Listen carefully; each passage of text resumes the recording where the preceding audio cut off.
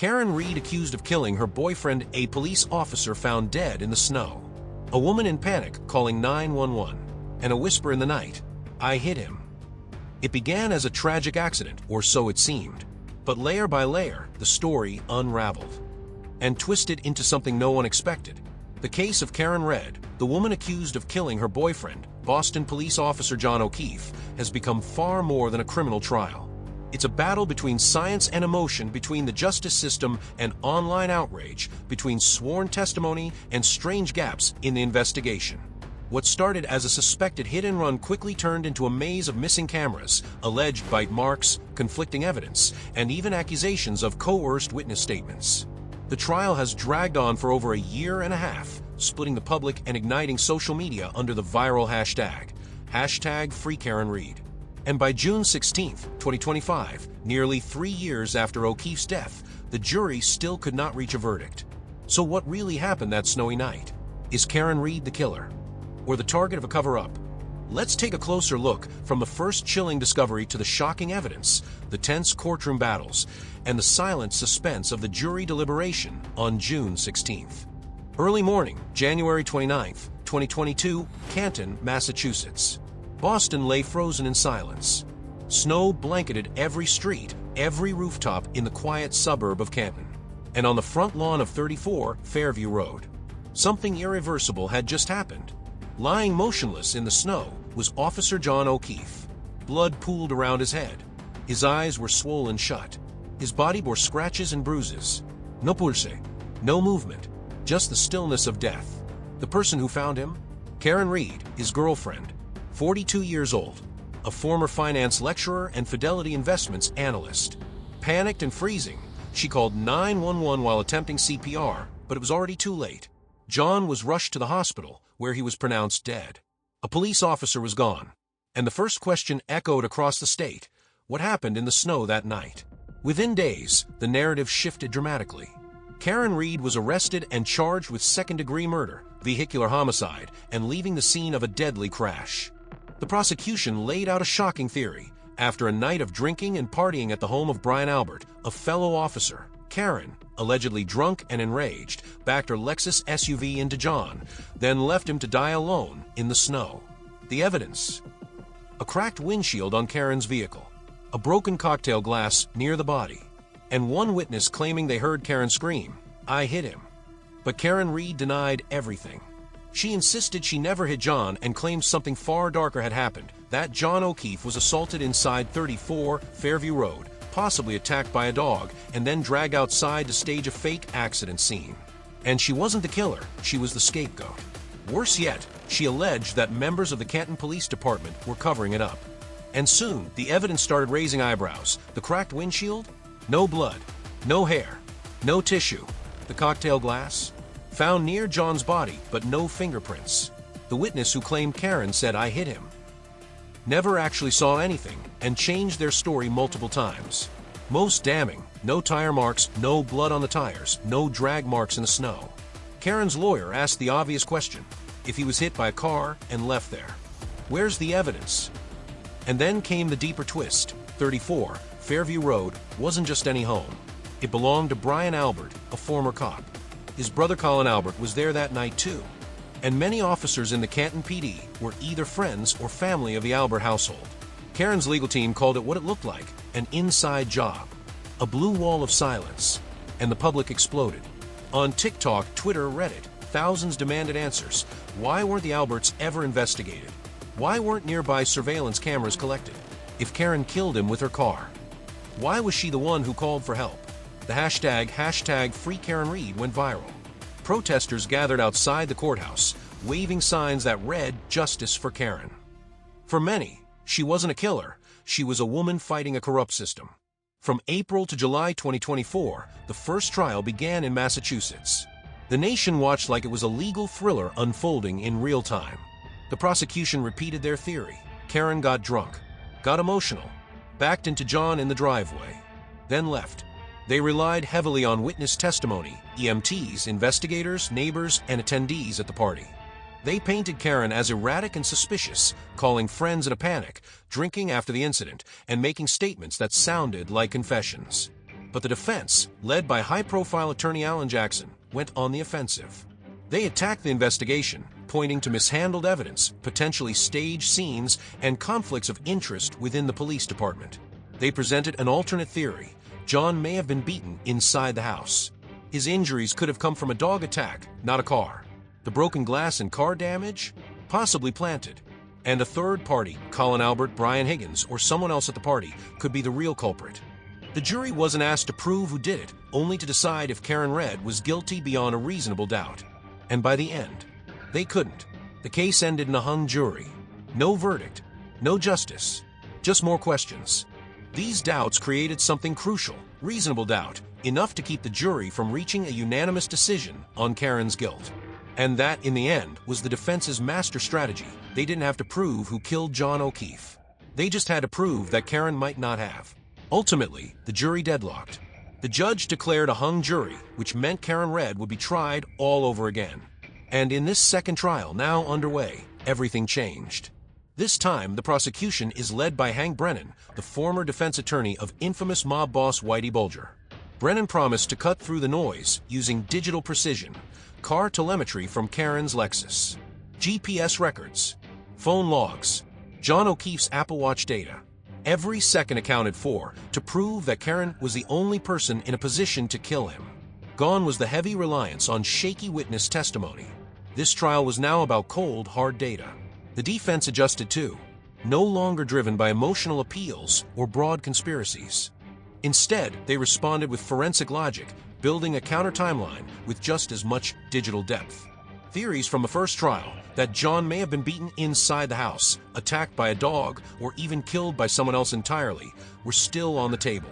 But now, those theories were backed by something far more compelling: timestamps, patterns, device data, digital forensics. The case had shifted.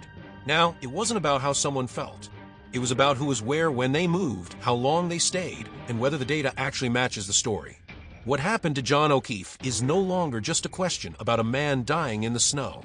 It's about a system that millions of Americans no longer trust. A system that now stands trial alongside Karen Red. Because behind the courtroom drama is a darker question: who controls the truth? And who gets sacrificed to protect it? Karen Reed remains charged with 3 serious felonies. But outside the courtroom, she's become a symbol for a growing movement against what some call the shadow justice inside law enforcement. And in the end, only one thing can save her, or destroy her forever: the truth. April 1st, 2025, Dedham, Massachusetts. The courthouse transformed into ground zero for a media firestorm. Security was tight. Outside, crowds chanted beneath signs that read, "Free Karen Reed."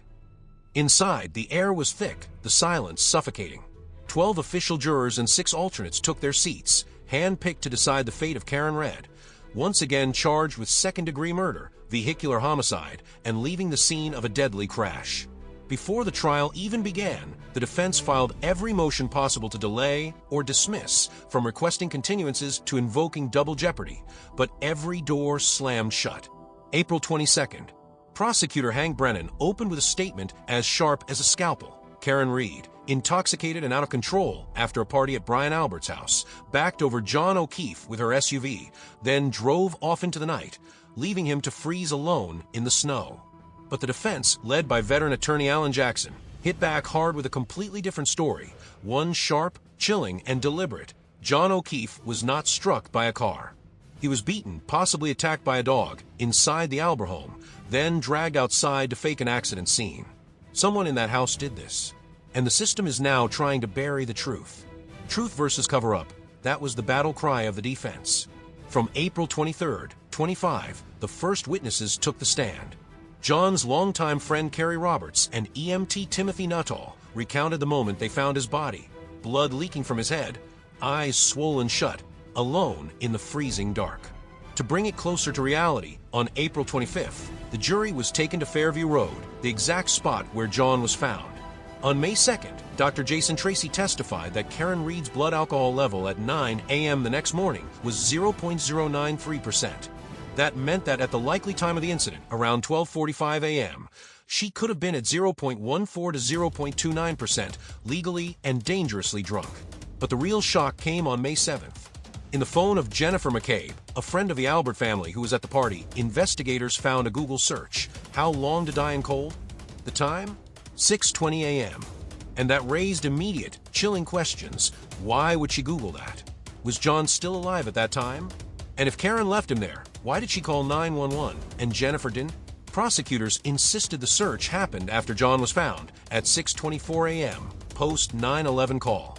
But the defense suggested this was a sign Jennifer knew more than she let on, or worse, that the timestamp itself had been manipulated to frame Karen. The courtroom fell into chaos. And on May 13th, proceedings were briefly halted after Karen collapsed and was hospitalized for exhaustion. But on May 21st, a turning point arrived. Dr. Isaac Wolf, a respected neurologist, testified that John's head injuries were consistent with a backward fall, not being struck from behind by a vehicle. The only way he could get this kind of injury, Dr. Wolf explained, was to fall backwards and hit the back of his head. That impact fractured John's skull, caused brain swelling, and likely led to unconsciousness, followed by fatal hypothermia.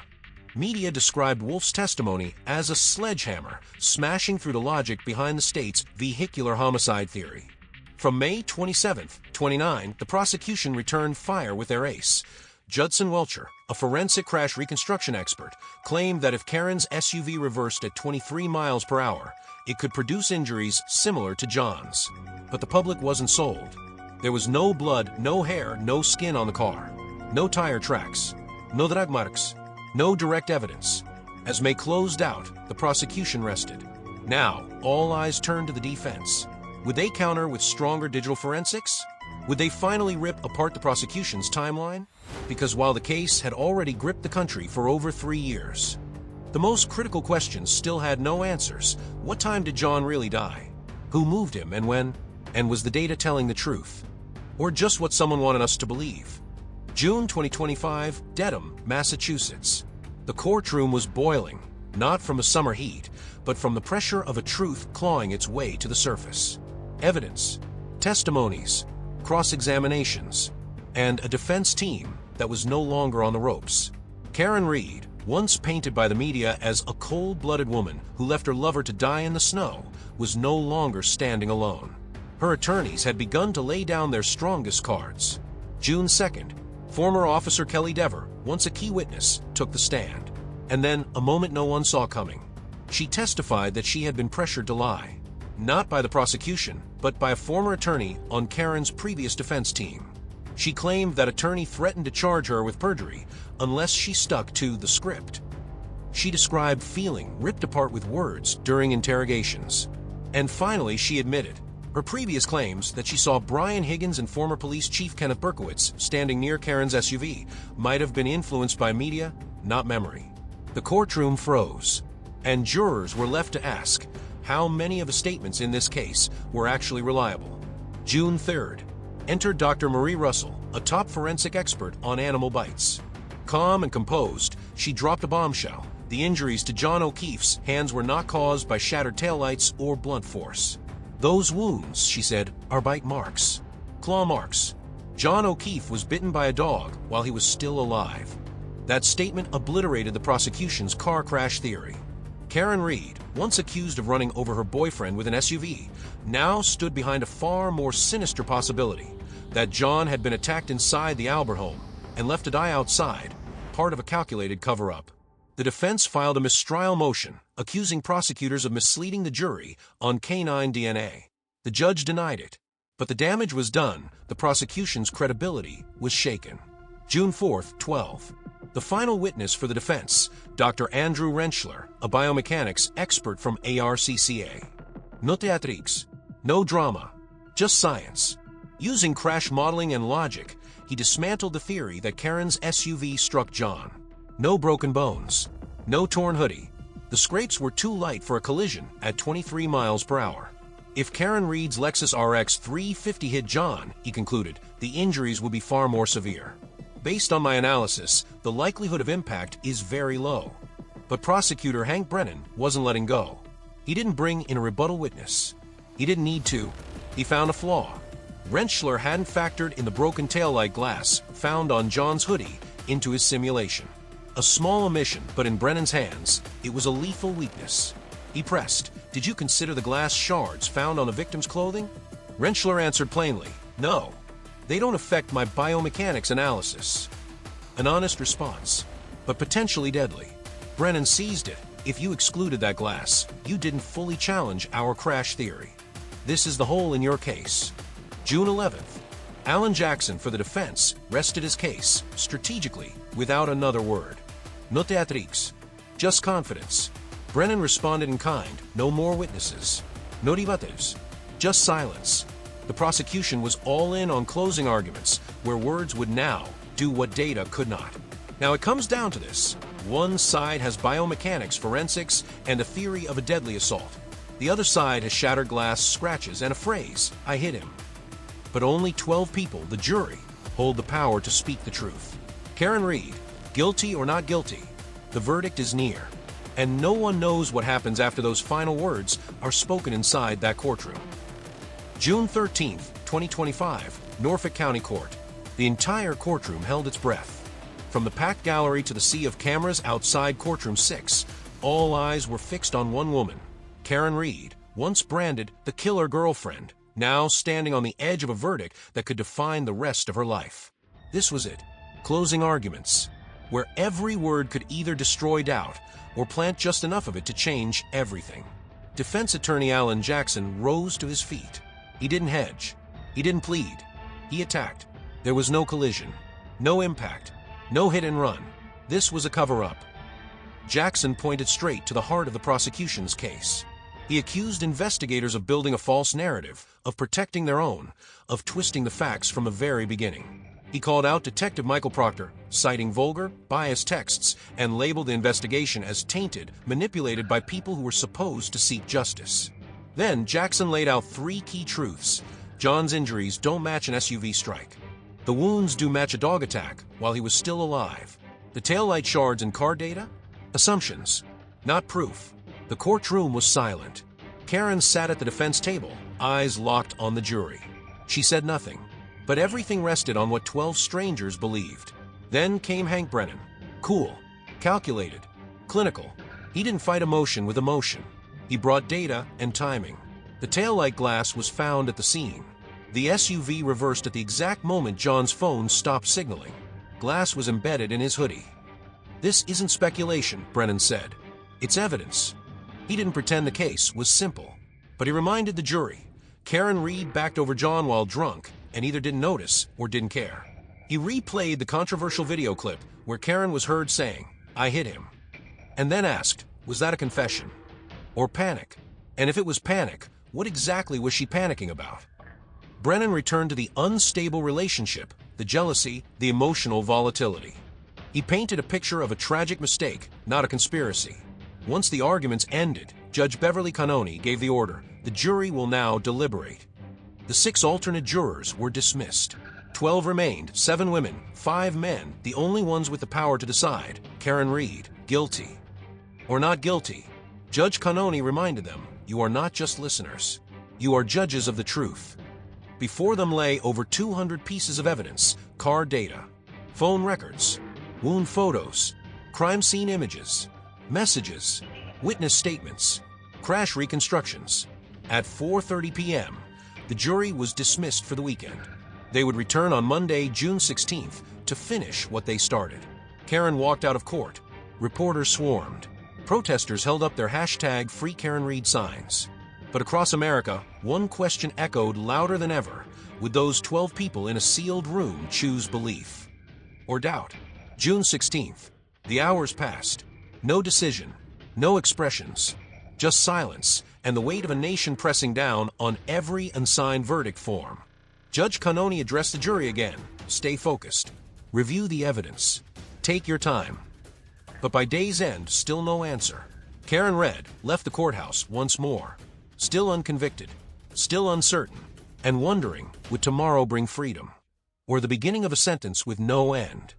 The case of John O'Keefe and Karen Reed is no longer just a courtroom battle over guilt or innocence. It's become a national fault line, a war of beliefs that has spilled far beyond the law, dividing Americans and plunging social media into a whirlwind of conspiracy, conviction, and chaos. Inside the courtroom, lawyers, jurors, and evidence. Outside, thousands of Americans split into two fiercely emotional camps. From the very beginning, the hashtag Free Karen Read ignited like wildfire. To her supporters, Karen wasn't just innocent, she was a victim of a corrupt system, framed by the very people sworn to protect the truth. They accused police of staging a crime scene, planting broken taillight glass, and covering up what really happened inside Brian Albert's home, where they believed John O'Keefe was assaulted, not hit by a car. From TikTok to YouTube, Reddit to X, hundreds of thousands began dissecting every detail. John's injuries look more like dog bites than car impact wounds. Detective Michael Proctor was fired for misconduct. Karen's "I hit him" moment? Taken out of context, they argue. But this movement wasn't just digital. Outside the courthouse, supporters wore Free Karen shirts, camped out, and held signs comparing her to Erin Brockovich, a woman standing alone against a broken system. On the other side, a second movement rose up, Justice for John O'Keefe.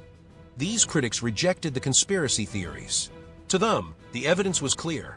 A drunk driver hit a man and left him to die. The data, the blood, the glass, the witness statements, it was all there. They argued Karen was now being shielded by media hype and financial backing. And they asked a difficult question. If she wasn't a cop's girlfriend, would this case be treated the same way? To them, Karen isn't a scapegoat. She's being whitewashed by the power of social media. And the clash isn't just ideological, it's getting personal. On Facebook, X, and Reddit, the debate has devolved into accusations, threats, and doxing. Identities are exposed. People voicing opposing views are attacked. The internet has become its own courtroom, lawless and brutal. On YouTube and TikTok, videos go viral, reenactments of the scene, breakdowns of car telemetry, speculation about secret relationships between witnesses.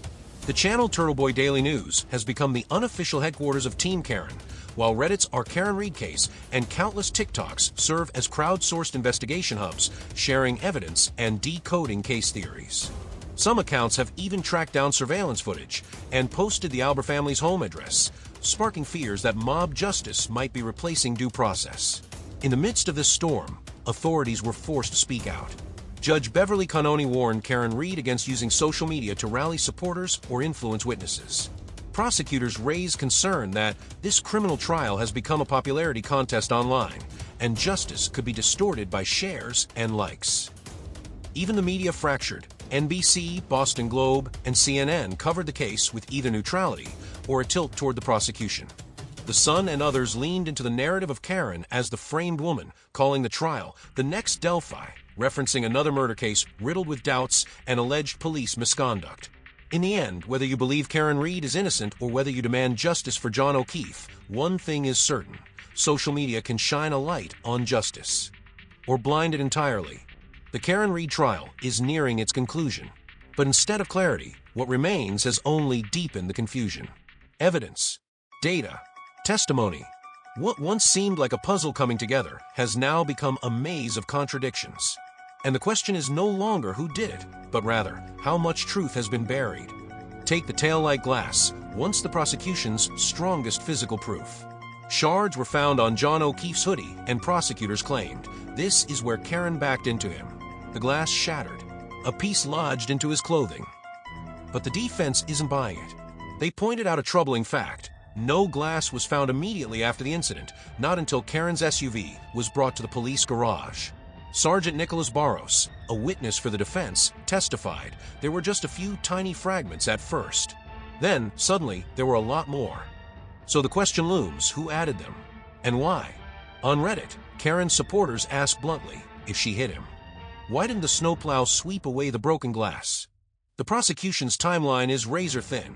Karen's SUV reversed at 12 hours 32 minutes and 4 seconds. John's phone stopped signaling at 12 hours 32 minutes and 9 seconds. Just 5 seconds, enough, they say, to create a tragic sequence. The hit, the fall, the phone drops, he dies. But tech experts are skeptical. System clocks can sync via NTP, meaning timestamps aren't always precise. Phone activity doesn't always reflect user behavior. Forensic tools like Gray Key couldn't even access older iPhones until mid-2022. One digital forensics expert summed it up best: you're building a movie script out of two different clocks. But movies can be staged. Then there's Detective Michael Proctor, the lead investigator who was never called to testify, yet casts a long shadow over the entire trial. His leaked texts describing Karen as a whack job who should kill herself have left jurors questioning the very integrity of the investigation. Proctor was suspended, later fired, but his legacy lives on as a cloud of doubt hanging over the courtroom. Meanwhile, Dr. Marie Russell confirmed what others had hinted at for months. The wounds on John's hands were consistent with dog bites. There were physiological reactions, meaning they occurred while he was still alive. But no canine DNA was ever recovered. Prosecutors fired back. If it was a dog, where's the biological proof? The defense answered, the DNA may have degraded. The samples were collected too late. The environment compromised the results. But no definitive answer was ever given. And no DNA means more doubt for the jury. Then comes a haunting detail. Jennifer McCabe, a friend at the party, searched on Google, how long to die in cold. The timing? Two possible answers, 2:27 a.m., according to system data. 6:24 a.m., according to Jennifer herself, who said that's when she actually searched.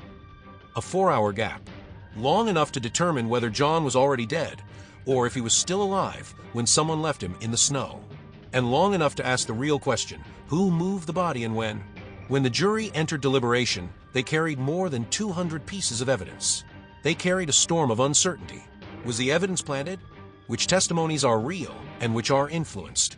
Can digital data be trusted or manipulated? Karen Reed waits for an answer. But justice in this case won't come from a bullet, not from a car crash. It will come from analysis, skepticism, and faith. This is a case where every piece of evidence is a double-edged sword, and a single verdict could either free one woman or bury faith in the justice system forever. So now we ask, will the jury trust the science or believe in a story shaped by fear? Because of time constraints, this video couldn't cover all the twists, evidence, and intense courtroom moments from the past 2 months of the Karen Reed trial. But we'll continue to follow the case closely, from the jury's final decision to public reaction, to what comes next in the legal battle ahead. Where do you stand? Let us know in the comments below. We'd love to hear your thoughts. And if you believe this story needs to be told, hit like and subscribe so you don't miss the next update on this case and many more true crime stories we're preparing. Thanks for watching and stay sharp.